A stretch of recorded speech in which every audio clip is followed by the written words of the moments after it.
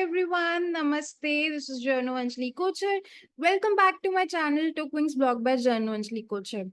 So today, in our podcast, we spoke with Mr. Rajan Gupta, who is the co-founder of. Hi Rajan, welcome to Kahaniyaan by Tookwings blog. How are you? Anjali, for you, everything is good. And I hope everything is good at your end. Yes, great. So, before we dive into the topic of the podcast, that is very relevant to all the organizations out there, whether they are starting off or they are already in a, established position, that we'll talk a lot more about, making it happen. What is it about? What is this discipline about? And marketing as well. But before we start, we have a little tradition at Tookwings that, we start the podcast with a story that is, something not maybe related to your brand or something not related to work, but something, a little story that makes you, you. Well, I think the story which comes to my mind inordinately has to be related to how I ventured into this path. Right. And in 2008, I was already into 18 years of my corporate life. Hmm. And I have been interested in the subject of getting things done, making it happen. I've been fortunate enough to work with a lot of Fortune 500 companies, managing national and global responsibilities. But at the heart of hearts, I was very interested in the subject of how to get the things done. Hmm. How there are 5 to 10% people in any society, company, or or you can say team, who actually get the things done and they drive the rest of the population. Right. What is so special about them? Hmm. And how they get the things done. And it's not only related to the latest management principles, because we have examples even in 1930s, Empire State Building was built in less than 2 years. Hmm. So man has been able to achieve unparalleled feats throughout the history, Hmm. and he has created the history. Hmm. So what are those things which make it happen?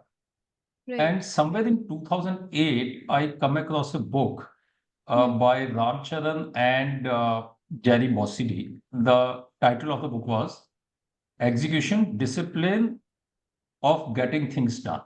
Hmm. And in there, one sentence which was written, which stuck with me.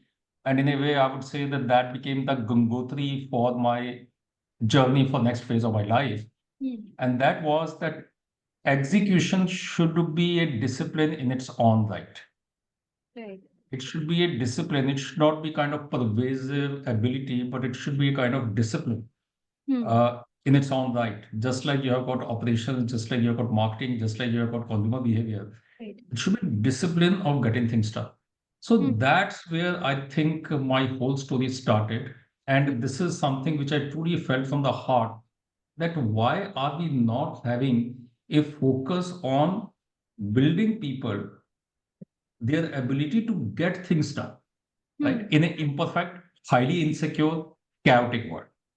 Right. So that's where we started, and I established my mission of establishing execution, making it happen as a formal discipline in its own right, Hmm. both in corporates and in academia.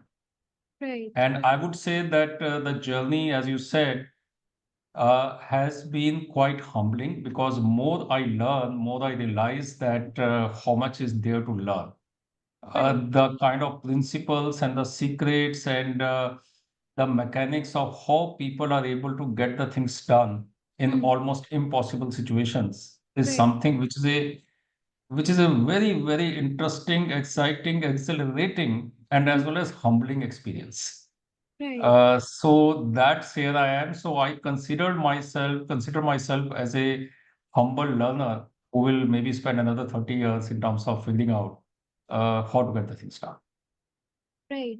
So you talk about discipline of making it happen. So is it a kind of a discipline that organizations should follow to get the things done?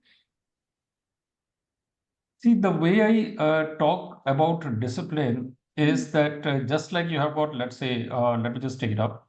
Hmm. Let us say you have got quality. Hmm. Quality is considered as a discipline, Hmm. right? So quality is being taught in academia. Hmm. You have got departments of quality. Hmm. Similarly, you have got measures like you have got Six Sigma, you have got capability maturity, you have got business process maturity, and all these standard models, which are great models, Hmm. which are developed considering that process management is a discipline. Quality is a discipline, Hmm. right? And then there are frameworks. I will just expand upon the analogy that there are frameworks where if you adopt those frameworks, you can move maybe from 2 sigma to 3 sigma to 4 sigma. So there are some standard rules, there are some standard mechanics, Hmm. guidelines. If an organization adopts, it is able to get further in terms of its quality journey. Hmm. Similarly, when I'm talking about execution, making it happen as a discipline, it is precisely on the same lines that in the academia, can there be, and these are the questions, can there be a department of making it happen, or department for execution excellence? Hmm. Just like you have got Six Sigma measurement, can I have something like execution capacity index, which I can systematically measure Hmm. how good or how capable the organization is Hmm. to execute what it is planning to do? Right. Can Hmm. I have some standard frameworks? Can I have standard but highly flexible frameworks which Hmm. a company adopts? It Hmm. is almost fail-safe assured that it will be able to achieve what it is aiming for. So Hmm. these are some of the, you can say, comparisons of what do we call as a formal discipline. So for example, let's say that you have got a HR organization in HR teams or HR department in an organization. Can we have execution excellence department Okay. in an organization?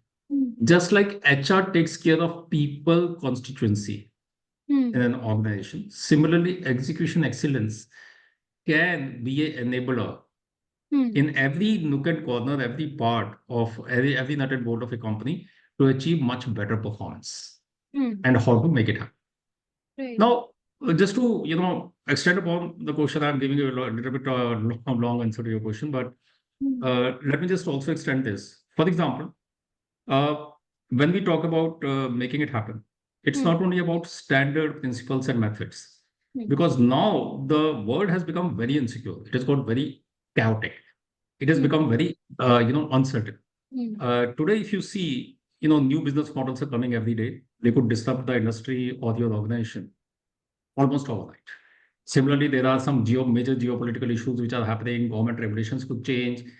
Employee churn is far higher compared to what it was 15 years back. So, Hmm. in all this, you can say chaos and uncertainty. Can I have a ability by following certain principles, certain guidelines, certain frameworks to be able to survive and thrive Hmm. in today's world? Right. So, uh, just to say, the way we were able to make it happen 20 years back, Hmm. vis-a-vis where the situation is today, the kind of demands which are there on organizations is very different. So, with due humility, the kind of principles and mechanics which people used to have to achieve excellence in Hmm. performance Hmm. 20 years back vis-a-vis now is extremely, you can say, different. Hmm. And Hmm. what we are trying to do, and I would say as an individual, what I'm trying to do is to come out with those, you can say, mechanics, or you can say the secret sauce, or you can say the guidelines Hmm. of how organizations can adopt them and able to achieve almost a fail-safe execution. So is it like a standard guideline for every organization, whether small scale, whether in any other industry, or is it like tailored to several organizations based on their needs and how they're functioning? It is going to be different, almost with every organization, Hmm. and it is going to be different for different situations in a Hmm. particular organization. Okay. It depends a whole lot. See, for example, let's say that you want to run a 100-meter race in 20 Hmm. seconds. Hmm. You're going to be requiring a different kind of execution capacity. And Right. if you want to achieve, or if you want to break the world record, then Hmm. obviously you're going to be requiring a different level of execution capacity. Hmm. Hmm. So the key difference I would say with again due humility between the traditional, you can say disciplines and now is that execution discipline Hmm. is very context sensitive. Hmm. Because one of the things which we have realized, over the last 35 years of my industry experience is that there is no single standard medicine, for which works for every company or Right. which even works for every situation within the same company.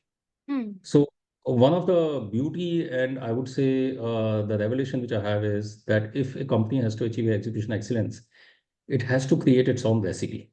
Hmm. The way I see it is that you can't have a recipe copied from somewhere and apply on you. And I can't overemphasize it. I have Hmm. seen so many, you can say examples where one company is succeeding following a certain methodology. Hmm. And when you apply it in your company, it fails miserably. Because the thing is very simple that two companies, Hmm. right, are could be having different kind of teams. They could be having a different level of maturity of teams. They could be having different kind of products. They could be having different kind of cycle of evolution and all these things. Right. See, to align it with nature, and again, you can stop me in case I'm going on and on. Hmm. Aligning with nature, no two entities are same. Right. Starting from no two bacteria to no two trees to no two individuals, Hmm. nothing is same. Even Right. today, the science is talking about that, the diet plans, which were having the standard diet plans, okay, that this is what you have to do. Now there is a concept of that you have to have a individual specific diet plan because every human body is different. Hmm. Hmm. The same applies in a way to, you can say, execution excellence when you adopt these principles for different companies and different individuals. If we take an example of an organization, maybe a small scale or a medium scale organization that is into, let's say, content writing services, that is into providing content writing services to its clients. So, do we, I mean, if while we are just talking, can we just, frame a set of guidelines or or principles how they can make it happen if they are just starting off in this, massive industry or massive pool of already existing such companies out there. Okay, wonderful. I think it's a great question, and we Hmm. are getting right into action, I would say. Thanks Hmm. for that. See, I will take some 5, 7 minutes in terms of explaining that what this broad framework is, which every company can adopt it for their own purpose.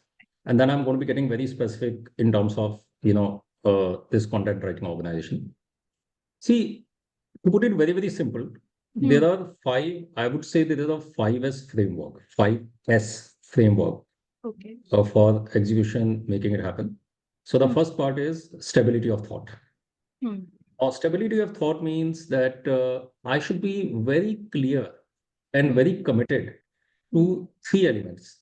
I should, I can, and I will. Hmm. Now, this is what you call as the stability of thought, which means that firstly, I have to ask a question why I should. Hmm. If I'm doing content marketing, Right. there are hundreds of companies who are doing content marketing. Right. What exactly is the kind of novel value add Hmm. which I will be able to do? What kind of, path breaking things which I'll be able to do in terms of content marketing? Hmm. Why I should?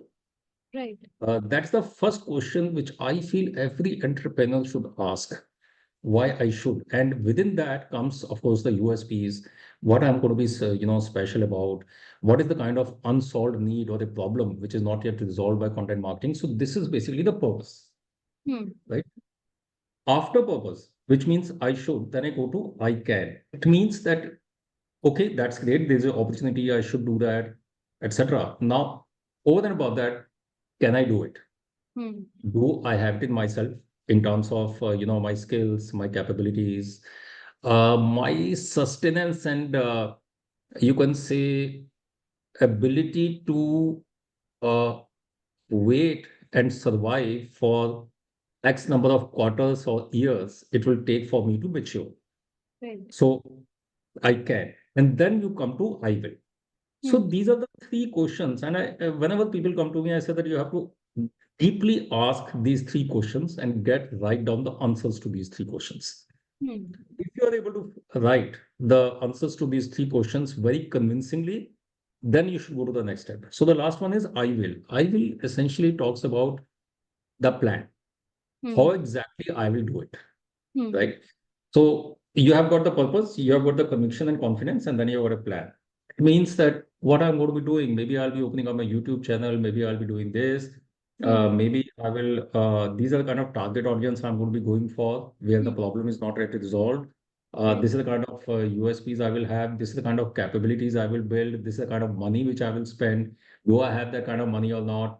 So when I say I will, it means that at the end of that thinking, planning, strategizing, you should be having a confidence that yes, I will be able to do that. Right. So purpose, capability, and confidence of being able to pull it through. Hmm. These are the first thing which a content marketing company, let's say, should go for. Hmm. Now, conversely speaking, and tell me if I'm giving you too long answer. Hmm. Conversely speaking, Hmm. if I don't have a purpose, if I don't have any specific niche, if Hmm. I don't have any very clear in the face problem Hmm. or a gap which is existing in the market, right? Which will satisfy me because I think as an individual, nobody, hardly any of us would like to do the same thing which thousand other people are doing it. See, Right. we are very creative, we are very enterprising kind of individuals. So that is one. But if you don't have it, then you should stop there. Hmm. So firstly, you have to keep on repeating and coming back to why I should. Hmm. And then in terms of why I can, that is a little bit of a lesser thing, Hmm. given the fact that you will always be already be having a passion, you will already be having an inclination, to do that. Hmm. But you still need to ask yourself, when it comes to funds, availability, resources, Hmm. etc., etc. And then Right. the last thing is, of course, plan, very, very sharp plan. Ask Hmm. yourself a lot of devil advocate questions. What happens if this goes wrong? What happens if this doesn't work out to be right? Hmm. It's not about positive thinking. See, optimism is great, but the blind optimism is not. So you Right. have to be very detached, as it was written in Gita. But you have to really detach yourself. Then you are able to be very objective. Hmm. So that is what essentially will be the first step for the content marketing company to do, or for that matter, anybody. Hmm. Then Hmm. the next thing which comes to, which I see, for the example of many content marketing people, Hmm. especially you also, is the stamina for action. Hmm. See, whatever you do, Hmm. even in content marketing, you have to persist for day after day, week after week, month after month, quarter after quarter. You have to keep on persisting. So, Right. how much stamina you have in terms of having a sustained and preserved perseverance Hmm. matters a lot. Right. So, if your backdrop of stability of thought is good, then the stamina of action comes in. Hmm. Then the third part, of course, is what you call as smartness of purpose. Hmm.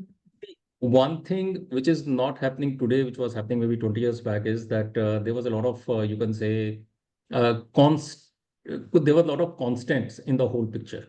Hmm. So typically, a new product model will take around 5 years to come out. Maybe the government rules and regulations will not change, but today the things are different. Things are changing almost by the day. Hmm. So Hmm. smartness of tactics is very important. You have to keep on yourself asking yourself again and again that the assumptions which I had taken at the Hmm. time of defining my purpose and plan, Hmm. are these assumptions still holding on? Hmm. Are there any new competition in town, which could be disrupting? Are there any new tools? So, for example, with the advent of ChatGPT and so many other tools, I would say one of the areas which is undergoing a Hmm. maximum level of transformation is the content Right. marketing, Right. and how I can use these tools effectively, how I can leverage myself, etc. So every day you have to keep on asking yourself question that how I can course correct better, how I can improve, how I can improvise, how I can adapt. Hmm. That comes very important because uh, keeping your eyes open and taking those, course corrections, taking those improvisations, I think is very important today. Now, Hmm. while I'm saying that, I'm talking about agility and resilience, that, Hmm. you have to have the agility, you have to move very quickly, you have to be flexible. But at Hmm. the same time, the core thing, what I talked about, stability of thought, Hmm. that sticks. Now, if you come to a stage where you start questioning that, why am I in content marketing? Hmm. Now, that is a very, very slippery ground, I would say. So, while there is a very strong anchor, where that, yes, this is what my purpose is, this is what my, you can say, plan is, a confidence. At the same time, and you're also doing action, but at the same time, you have to be very smart. You have to be very responsive. You have to be very agile. You have to keep your eyes open and keep on, shifting around. So if there is swamp in the front, you're not going to be getting headlong into it. You have to move around. So I give the example of water, just I keep on giving analogies so that your audience can understand it better. Right. Now, water knows that its purpose is to go to merge with the sea, merge with the sea. So that's the purpose, very clear. Now, water is constantly on the move. It will kind of figure its way, it will move, it will flow around. And whenever it finds obstacles, it flows around that obstacle. It is able to figure its way out. Sometimes it goes into crevices, sometimes it go underground and come out somewhere else. Right? So this is what we call it the smartness of tactics. So smartness is very important. And the fourth one is the capabilities, strength of capabilities. So I have got stability, I've got stamina, I've got smartness. Now we come to stability. Strength. Very simple. See, at the end of the day, you have to have that fundamental strength to make it happen. So if you are running a 100-meter race, then obviously you have to have strong muscles, you have to have strong bones, you have to have strong pulmonary capacity and all that. Similarly, in terms of technology, in terms of you can say the latest tools and techniques which you can have, you can say the latest you can say methods and mechanics for better content, right? More efficient, how you can be more efficient, how you can be more effective, etc., etc. It all based upon the capability, fundamental capability. Now, let's say that today, if you don't have latest content marketing tools, you will end up spending maybe 12 hours extra compared to you can say every week compared to the person who doesn't have it. So capability is very important. Again, the same question should be asked that have I got good capabilities or do I need to build on those capabilities? And the last one, of course, as I always talk about is your steadiness of performance. Steadiness of performance. Again, not explosive performance. In my, I would say again, with due humility, 35 years experience, it's not explosive performance which matters as much as steadfast growth, a gradual growth with compounding effect so immense you can't even imagine. So today, if you say that, yes, I have got in one quarter, this is what I want to do. Today, I have got, let's say, content marketing says that I've got 1,000 subscribers. I don't want to go to 1 million subscribers in one quarter, right? From 1,000, I want to double my subscribers or even 1.5 times my subscribers. I go steadfast in that performance and I keep on measuring it. Then I divide this. Okay, if I'm want to go for 1,000 to 2,000 subscribers, then I have to divide it into weekly, right? So very sharp management of performance becomes very important in terms of you to stay focused. Right. To get the outcomes. Because if you can work on action, if you're working on capabilities, you're being very smart, but the performance is not happening, right? That is not going to be giving you enough juice and you will lose the motivation maybe in, short term. Right. This is what actually, drives any company, and content marketing is just the context which I have shared with you. And I suggest to everybody, whenever somebody comes to me that frankly, the secret of what you have to achieve in life can be summed up in a single page. If it takes more than one single page to list out what you have to do, chances are that it could dilute your journey. So I have got these 5 metrics, right? Again, I would say you can say stability, uh, stamina, your smartness, strengths of your capabilities, and standard performance. I just keep on looking at this and keep on answering this question that have I got best capabilities as possible? Have I got, you can say, am I having the right kind of stamina and energy to keep on doing the same action again and again? Am I smart enough, etc.? And you're able to figure out, okay. Right. And do Again, you my think, apologies for giving a very long answer to your short question, no, I but think that was, yes. I mean, very elaborate and that would have helped our audiences as well. Right. Right. So, Yeah, as I was saying that any organization should have five of these key things, and they should keep looking at them time and again. As you also mentioned that you also keep on doing that, right? But this is something that is very internal to an organization, right? So do you think that any organization for that matter should need or would need any external support as well in making things happen? Of course, see, the way I see it is when I say of course, which essentially means that at the end of the day, what do you feel even the world champions, they have a coach? Hmm.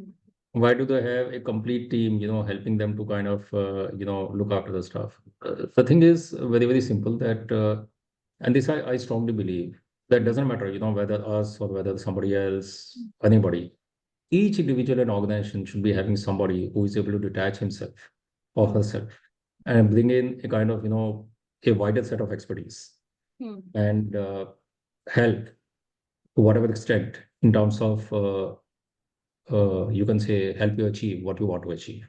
Hmm. This is something, which I think is very important because of the simple reasons that, see, we as an individual, if I am, for example, swimming, Hmm. I need somebody, who is able to tell me that I'm in the right lane. If I'm driving the car, maybe a navigator is going to be helping. So these are the general principles. But Hmm. the way I see it is that if you're talking about a framework, and Hmm. execution is a very, very generic word. I say making it happen or making it happen could be a mother statement. What do I Hmm. do out of it? Hmm. Right? Everybody feels that yes, making it happen is something important.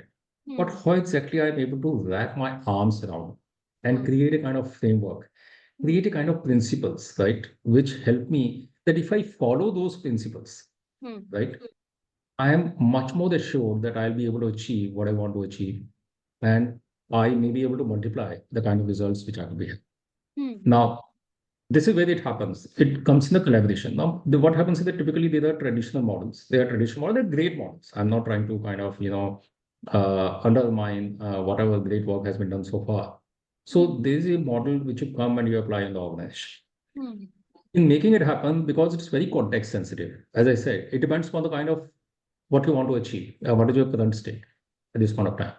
Hmm. Now, what happens is that you bring in a framework plus a domain expertise because typically we work with the companies where we have got a detailed domain expertise. For example, you want to multiply your network.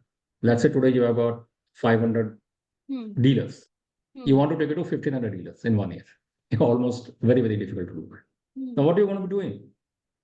So there is a company, let's say not me or anybody, let's say there is an external entity who brings in a kind of clear framework, Hmm. uh, plus a great domain expertise, right?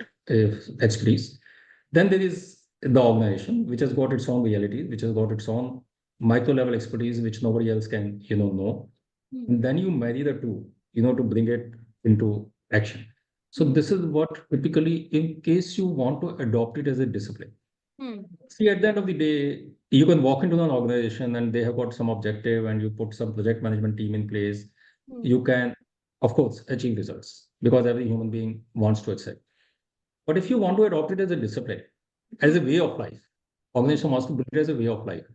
So Hmm. many times you hear that, you want to have a performance culture within an organization. You Hmm. want to have, a growth mindset. Hmm. That's fantastic. Right. But how do we bring that into a very predictable method and frame? Hmm. That is number one. Hmm. Number two, when you talk about make it happen, as I gave you by the example only, Hmm. HR is just one part of the piece. So if you got people part of it, Hmm. then you have got technology part of it, Hmm. then you have got process part of it, Hmm. then also you have got strategy part of it, Hmm. right? Then you have got many other elements which bring together, Hmm. what you call as the you can say make it happen blueprint. We call it as a make it happen blueprint. Hmm. So let's say a company feels that if it continues like this, they'll be able to achieve maybe 20% growth in a year. Hmm. They want to achieve 50% growth in a year. Hmm. Now, if they want to achieve 75% growth, at least a person like me, maybe they know something, but a person like me will say that this is something which we should not try Hmm. because making it happen is not about explosive, growth and then not being able to sustain it. So let's say that you set up some aggressive but achievable aim. Then what you have to do is that you have to adopt a certain way and certain approach, Hmm. which should convert that 50% growth into a make it happen blueprint, Hmm. right? Now, what is making happen blueprint? Again, there is some people feel that what exactly is this? Hmm. See, you must have come across with an examples where companies come out with a very, very clear, detailed strategy, Hmm. but that strategy did not pan out when they actually hit the ground. Hmm. That happens. We Right. all the examples. Now, when we talk about make it happen blueprint, it takes into account Hmm. almost everything which can go wrong. Hmm. Number one, it takes into account the imperfections. See, all your employees are not going to be best performers. Everybody is not going to be reading what you show them. Everybody is not going to be listening to what we tell them, Hmm. right? Your channel partners may not be loyal. So there Hmm. are so many imperfections into, this whole thing. So there are uncertainties and there are imperfections. Hmm. So a make it happen blueprint is a very realistic but aggressive way, Hmm. which tells exactly how you will go and get it done, Hmm. taking into account the realities, Hmm. right? And what you cannot, you can say, anticipate. That is number one. Hmm. Number two is that it also takes care of the risks. For example, that you say that if something goes wrong, Hmm. how exactly I'm going to anticipate it? So, for Hmm. example, let's say new competition is coming. So, Hmm. can be something that every week or every month you're going to be sensing that which of new competition is coming, so that you can course correct yourself. So, it's make it a blueprint is a very dynamic, very living organism which keeps on changing. Pardon me, based upon what exactly is happening, Hmm. and that is part of the preparation itself. Hmm. Again, I will give another analogy. Hmm. War. Let's say that you are, get into a war with an Hmm. adversity. Hmm. Now, what you're going to be doing is you're not going to be having some standard way that, okay, if you have to win over an enemy, these are 7 steps you do and you will be able to win over an enemy. Never happens. Hmm. So what do? You understand fully, firstly, that what exactly is the various deployments, enemy capacity, enemy intentions, XYZ, etc., etc. And on that basis, you come out with your war strategy. But that is not good enough because all strategies go into the dustbin the Hmm. moment you fire the first bullet. Hmm. So then what happens is that you have to anticipate what the enemy is going to be doing. You have Hmm. to anticipate what happens if, scenario 1, 2, 3, 4, 5, 6, and what I'm going to be doing. So again, it's a very living and breathing kind of blueprint. So this is how, and that's the kind of expertise which we bring to the table in a Hmm. very predictable form. Hmm. So again, a short answer to your question, that's where I feel a organization will be requiring external assistance. And I'm Hmm. again not trying to, put forward my company, anybody who can, work with them on this, I think is going to be a good step. Right. And one thing I believe that a lot of organizations struggle with is, if we talk about, is marketing, let's say, right? So, when do you think is the right time to, get into devising your marketing strategies? If we start with that and then get into, then we'll get into, more things around marketing. Uh, See, if you are asking from an entrepreneurial or Right. entrepreneurs, or you can say small and medium enterprises, the way I see it is that marketing strategy should be worked out after you have answered the three questions. That is why I'm doing it, Right. I can do it, and I will do it with a plan.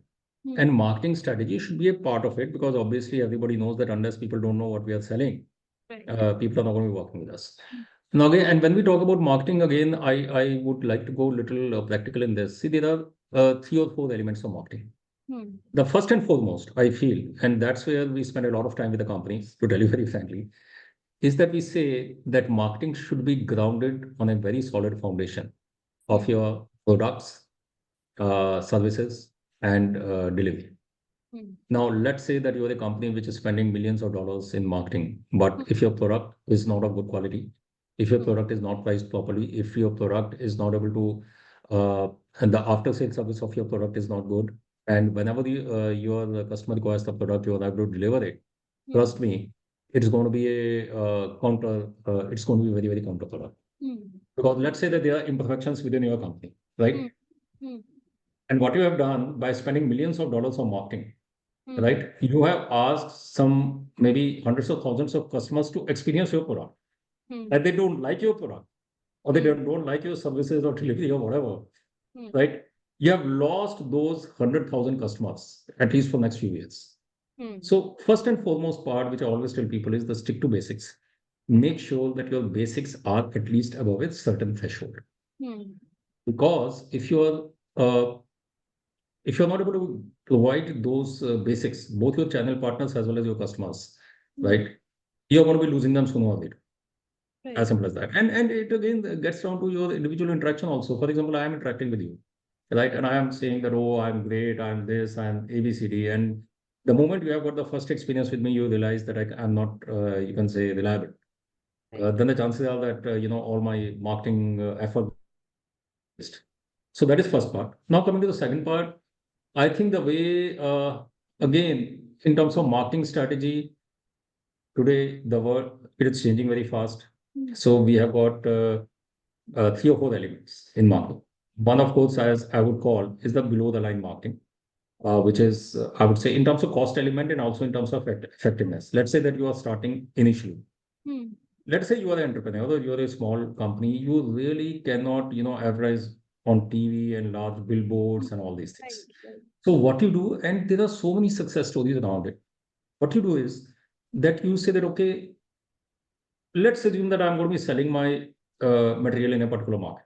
Hmm. And I want to have some retail counters or I want to have some customers, assuming that I have got a distribution like, because if you're selling to large customers, few large customers, that's a different story. Maybe in that case, you don't require marketing. You require marketing when you're going more of a consumer kind of, business. And let's say that you have got some a particular area you focus on. My thing will be that firstly, focus, right? You cannot win the entire country. Even Hmm. if you're able to win a state or few states, I think that should be good enough. Hmm. And then what you do is you do below the line. Hmm. For example, wherever your material is being sold or whichever country your material is being sold, you try to make sure that there's a good branding. What we Hmm. call as the 24 ghante ka salesman. Hmm. Good branding, your danglers, your posters, and everything is there. Number one. Number two is that you should be giving very good schemes to your, channel partners who Hmm. are able to attract it. Then you can do some on-site marketing in terms of, putting up some placards or some kind of boards in the near locality. Then you can have, you can say retailer meets, you Hmm. can have influencer meets, etc., etc. So these Hmm. are some of the initial things which you can do so that you are able to get the core constituency who is going to be selling, who is going Hmm. to be managing the point of sale. They will be able to kind of, understand you better and they will be able to work with you. Right. So that is part one. Second part, I think, which is equally important is the packaging. Sorry, I'm now getting into the No. micro level part. Am I on the right track or you want me to kind of No. go No. little Please. high? Second part is your packaging. Hmm. See, again, we we people, we are very visual oriented, right? Hmm. We look at the movies, we look at the TV shows, and we start identifying with those characters, knowing very well that those characters are all fake. Hmm. So similarly, the visual appeal, is very, very important. So because of that, the way your product is packaged, and I can say there's a huge opportunity which I am seeing in terms of product design and packaging. Hmm. And very, very simple. I would say today there are technologies by which you can have a much better product design, right? So product design, of course, imagining that you can manufacture it in large volumes. You Right. cannot have a product design which is impossible to manufacture. And then you have to have a packaging. Packaging is important. I mean, I can relate to myself. You can relate when you go to this thing and you see a beautiful, elegant packaging, Right. right? You change your, style. So packaging is second part, and third part, of course, is your digital marketing. Hmm. Digital marketing, again, I'm talking about small, medium entrepreneurs, right? Digital marketing is, of course, effective. But Hmm. again, you can outsource your digital marketing to agency, but you have to keep a very, very close, monitoring to it. Hmm. There are so many ways I cannot go. I will not. I'm sure that you will not like to go on what exactly are the fundamentals of digital marketing, but strong basics, Hmm. strong below the line, good packaging, Hmm. and digital marketing is, I think, a very you can say affordable, viable way, Hmm. to kind of market yourself. Hmm. And then, of course, there are marketing partnerships which you can do. There are platforms. For example, there are companies who would like to you tie up with urban company if they are looking for influencers. Uh, so there are various platforms you can tie up today who can help you promote your stuff, and Right. they can take whatever partnership money, etc. So that is the kind of, you have to be very innovative Hmm. today. Hmm. You can at least afford to be innovative. 20 Hmm. years back, there was no, such way, but now you can afford to be innovative in terms of how you target your audience at a very effective cost, while being very, able to cover as many eyeballs as possible. Hmm. I mean, I can go on and on, but this is what, of course, you always have an option of media, printing, and Hmm. uh, you can say TV ads and large holdings, etc., etc. Plus, of course, PR is another example where Right. you can be effective and you can say pretty much affordable way. Right, right, right. I think, do you think that it depends on an organization to organization, what works for them? Because there are a lot of these streams now, as you mentioned, digital marketing, or be it advertising or billboard or traditional form of marketing, or, all of these. And an organization who is just starting off sometimes gets confused about among choosing all of the marketing options available, right? And then it also comes to the budget of how much budget should an organization who is just starting off should allocate to marketing in the beginning, right? So first question would be to how to figure out what is your right way for the marketing, and second question would be around how to figure out what budget should an organization allocate to their marketing. See, it totally depends upon, as you rightly said, totally depends upon the company, because of the simple reason that you could be selling a B2B product, you could be selling a B2C product. Hmm. Uh, so it varies quite a lot. And also depends upon what kind of resources do you have, what kind of growth you are aiming for. Hmm. So it's very, very specific to the organizations. But I feel, again, that's what I feel, that assuming that you have got your basics in place, Hmm. below the line, directly going and meeting the B2B customers, Hmm. reach out to as many B2B customers as you can. Plus, of course, you can say digital marketing in every possible way, including email marketing and, funnel, digital funnel kind of thing. So there are so many ways in which you can do digital marketing. And there you have got very, very lot of granularity in terms of what you can do. So for example, let's say that you're working with a digital company, it will give you some 20 different options, and it will give you you can say, the cost. Right. Then over time, the way I see it is that you start small. Again, start small. You say that, okay, I'm going to be doing a pilot on these 4 or 5 combination of digital marketing which I want to do. Hmm. And you look at the conversion rate, and slowly you scale up. Hmm. My strong advice, to people will be that don't, throw too much money in the beginning on one particular strategy of digital marketing. Right. Hmm. You should, kind of have 4 or 5 options. You try them out. Of course, it has to be some minimal size of investment Hmm. on each option, and based on your experience, then you start scaling. So it's a lot of hit and trial. If Hmm. any company, digital marketing company, is saying that they will be able to provide you with this Hmm. much result in this much time, I think you should temper that expectations, both from your end as well as from the company's end. Hmm. Right? Because every product is different, your whole script, the way you position your imagery and all these things, it will keep on improving as you go along. Right. Right. So that is, so again, I feel basics, your basic actual legwork or below the line of meets and reaching out to your channels and doing in-shop branding, meeting up the customers. That is the second thing, which again is not going to be costing much. Hmm. These two things keep separate. Now you come to the marketing piece. I think the marketing strategy should be more in terms of, putting in some fundamental investment, and Hmm. then trying and scaling up based on your success. Hmm. That's what I think I can make it as generic or as specific as we can at this stage. Right. Right. Otherwise, when we work with individual companies, then we work out, very, very specific details about how they have to go about it. Right. Right. So one of the most frequently asked question that I was going through was about, is there a golden rule of marketing for any organization? So do you have any thoughts on that? Well, I can give you 3 rules, Hmm. which I'm just kind of summing up. Number one, as I said, again, I would emphasize Hmm. basics should be very, very important. Hmm. If you're not having your basics in place, please do not spend, money on marketing. It's going to hit back with double force. So that is one. Right. Second part is Hmm. persistence and continuance. See, again, sometimes what happens is, and conversely, sometimes what happens is that companies, they invest quite a lot of money, Hmm. whether it's entrepreneur or maybe you're over optimistic. For you got the reason to be, you feel that your product, is very smart and you've got a very small window, as a first mover advantage. So what you do is that you typically come out with blitz and kind of advertise heavily. But because of the lack of funds at the later stage, or because you didn't allow yourself to learn, Hmm. right, so that you can improvise and make your marketing operations better, uh, you may end up with a place where you don't have further funds for marketing, or you don't have, the stamina, or Hmm. you are scared that, maybe it is not going to work, just like it has not worked before. Hmm. So that should be avoided. See, Hmm. marketing is a sustained process. Hmm.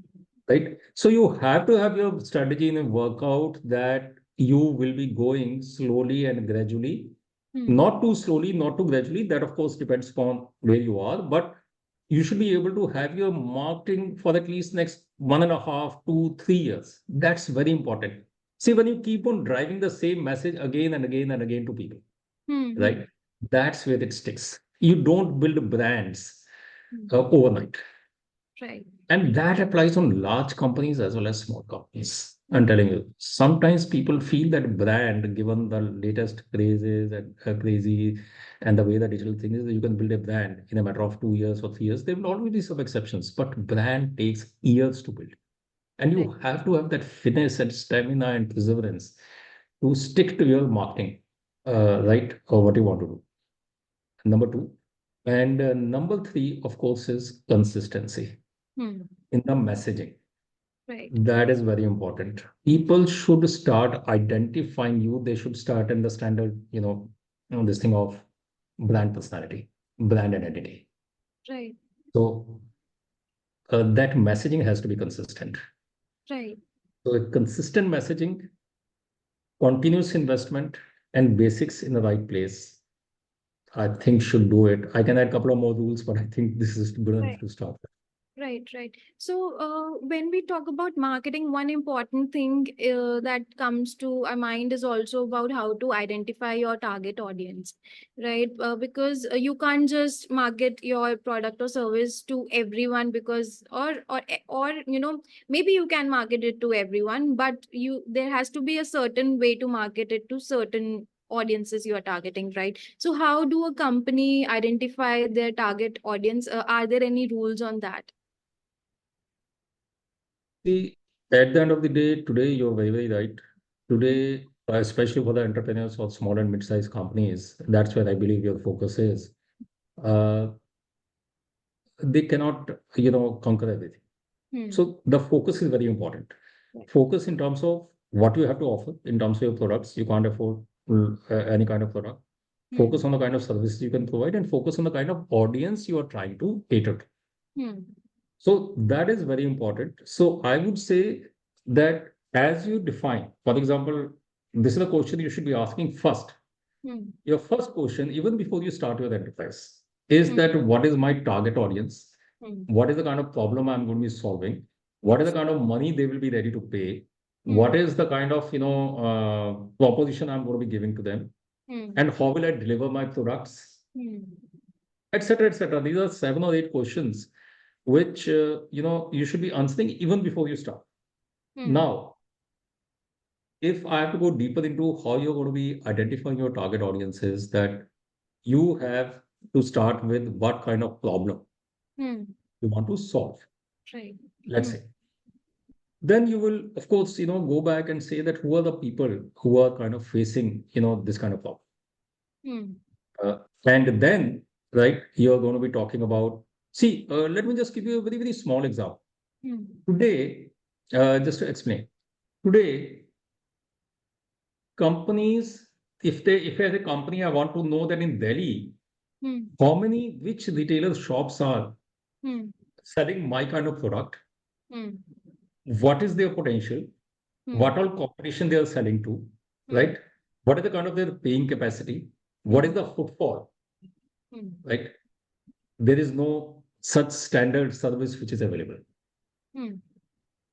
So, for example, let's say, okay, let me say that there is a battery manufacturing company, or there is a electrical manufacturing company, or there is a furniture company, or Hmm. hardware company, or anything like that, right? Today, if they want to attack Delhi, they want to open up their network in Delhi. Hmm. If, let's say, they know on day one the list of all the 5,000, say, retailers who are available, where they are, what is their size, what is their capacity, what is their potential, what all material they said, are they range seller, not seller? So I can go to multiple levels. Hmm. Hmm. If that system, this thing feature, that service is available to them, it's a gold mine for them.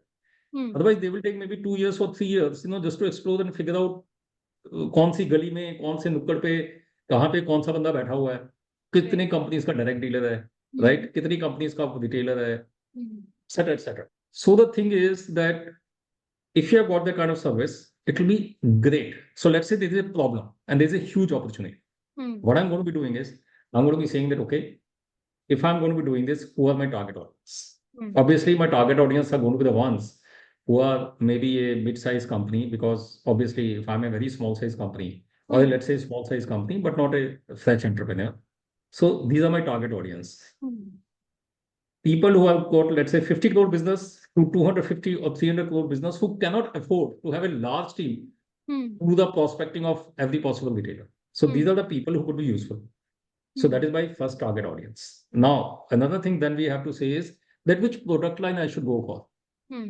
Should I go for consumer electrical? Should I go for consumer hardware? Should I go for furniture? Should I go for FMCG? Should I go for that? Hmm. Right? Then I have to identify that which particular sector I want to focus on. And then on that basis, I'm going to be then looking at that what is the kind of retailers they could be looking for. Hmm. They might not be looking for somebody who is selling less than, let's say, 50,000 in a month or something like that. Hmm. So this is a standard typical way to Hmm. firstly define your business model. Hmm. Hmm. Now, if you are able to define that business model, you will be having those target audience right in your mind very clear. Now Hmm. the question is how you're going to be reaching out to those audience. Hmm. Now let's say there are 200 or 300 companies, Hmm. right?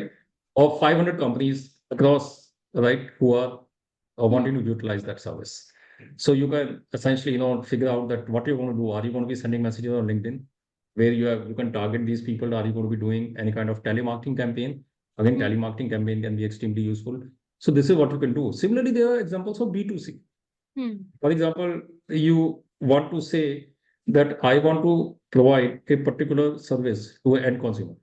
The Hmm. issue which is not yet, addressed. Hmm. There is a problem, which they have. Now, again, I will do the same thing, whether it's going to be a housewife, whether it's going to be a working professional, whether it's going to be young, what is the stage of life which Hmm. they have, are they having kids or not, etc., etc. And you will be able to segmentize those people.